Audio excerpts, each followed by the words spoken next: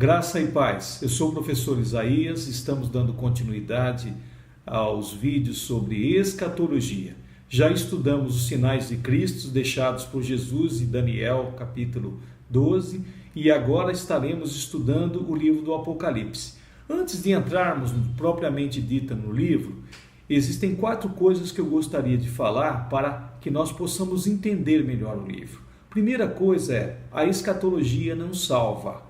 A segunda coisa é, a linguagem escatológica e apocalíptica, ela é figurada ou ela é literal? Ela é simbólica ou ela é textual? A terceira coisa são os métodos de interpretação do Apocalipse. Os tempos de ações do Apocalipse já aconteceram ou ainda acontecerão? É aquele caso do já e ainda não. E, em último lugar, nós vamos falar sobre as correntes de interpretação do milênio. Pré-milenismo, pós-milenismo e amilenismo. Então, estudando isso, nós entraremos no livro do Apocalipse e vamos entender melhor o que o livro assim nos diz. Então, hoje vamos falar sobre a escatologia não envolve salvação. Ninguém é salvo pelo conhecimento.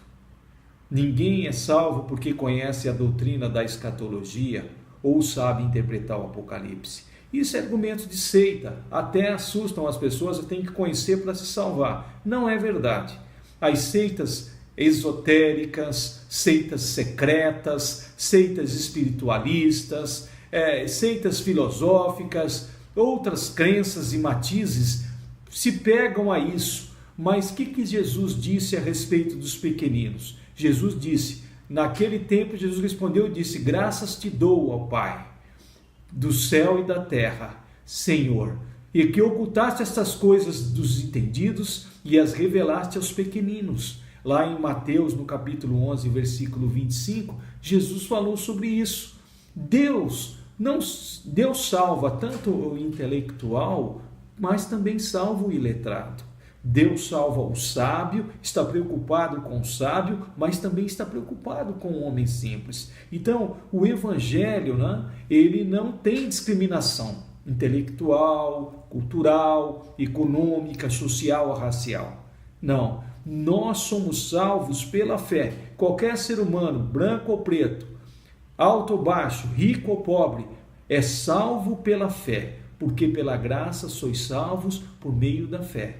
Isto não vem de vós, é dom de Deus, não vem de obras para que ninguém se glorie. Ou seja, ninguém vai chegar lá no céu e falar, eu tenho conhecimento escatológico, por isso eu vou entrar aqui. Não, o salvo, nem pelo conhecimento da Bíblia ele é salvo. Você pode conhecer a Bíblia toda e não ser salvo.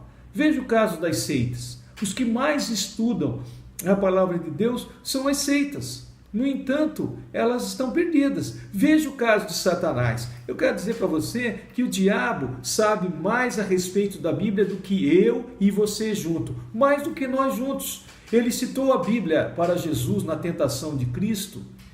Embora sempre que ele cite a Bíblia, ele cita a Bíblia de forma distorcida, porque ele acrescenta, ele diminui, ele divide, ele multiplica a palavra para confundir, ele lança dúvidas a respeito da palavra de Deus, mas ele sabe, embora ele saiba tanto, mais do que eu e você, ele não crê na Bíblia, ele não crê em Cristo, ele não adora o Deus da Trindade, o Deus Pai, Deus Filho e Espírito Santo, ele não se arrepende e ele não consegue a salvação dada por Deus em Cristo Jesus. Então o conhecimento nos salva. E por um lado, eu quero destacar isso para que você que tem dificuldades de entender possa se sentir confortável e assistir os vídeos de forma bem tranquila, recebendo a palavra de Deus, sabendo que Deus vai fazer você conhecer aos poucos e o que você não conseguir alcançar, a fé em Cristo é que vai te salvar. Embora o conhecimento bíblico nos salve, eu duvido mesmo que um verdadeiro salvo não queira conhecer a palavra de Deus. Não queira conhecer os planos de Deus com relação à eternidade. A Bíblia diz, errais não conhecendo as Escrituras, nem o poder de Deus. Lá em Mateus 11:29. Também diz: examinais as Escrituras, porque vós cuidar ter nelas a vida eterna, e são elas que testificam de mim. João 5:39. Também lá em 2 Timóteo 3,16 diz: toda a Escritura é divinamente inspirada e proveitosa para ensinar, para redarguir, para corrigir, para instruir em justiça. Então, o conhecimento não salva, mas o verdadeiro salvo quer saber os planos de Deus, né? Não os seus planos, porque tudo que nós fazemos, você fala eu, meu, né? Eu, mas sim os planos de Deus, né? Tudo sobre o futuro está registrado na palavra de Deus, na literatura apocalíptica, na literatura escatológica. Embora nós tenhamos limitações, nós temos limitação do tempo, que eu falei lá no primeiro vídeo, lá em Jó 14, 1, 2 e 5, diz: o homem nascido de mulher é de poucos dias e farto de inquietação, né?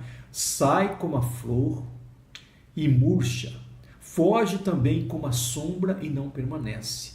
Visto que os seus dias estão determinados, contigo, Senhor, está o número dos seus meses, e tu lhe pusestes limites, e não passará além deles. Nós temos limites. Nós temos limites de espaço também. Lá em Atos 17:26, a palavra de Deus diz: de um só homem fez toda a geração dos homens, para habitar sobre a terra a face da terra, determinando os tempos já antes determinados e os limites da sua habitação. Nós temos limites.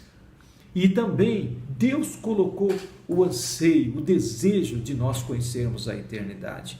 Veja em Eclesiastes 3:11, diz: ele fez tudo apropriado a seu tempo, também pôs no coração do homem o anseio pela eternidade. Mesmo assim, este não consegue compreender inteiramente o que Deus fez.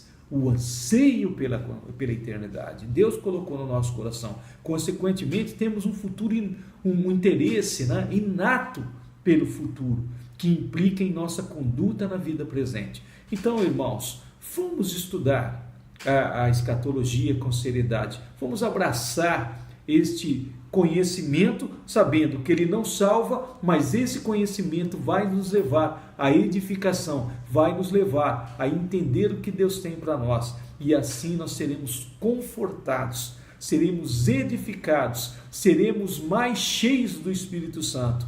Vamos continuar. A semana que vem eu vou colocar o vídeo sobre a linguagem escatológica. Ela é figurada ou literal, né? Ou seja, ela é simbólica ou ela é textual? Vamos estudar isso. Muito obrigado, fique com Deus, até a próxima.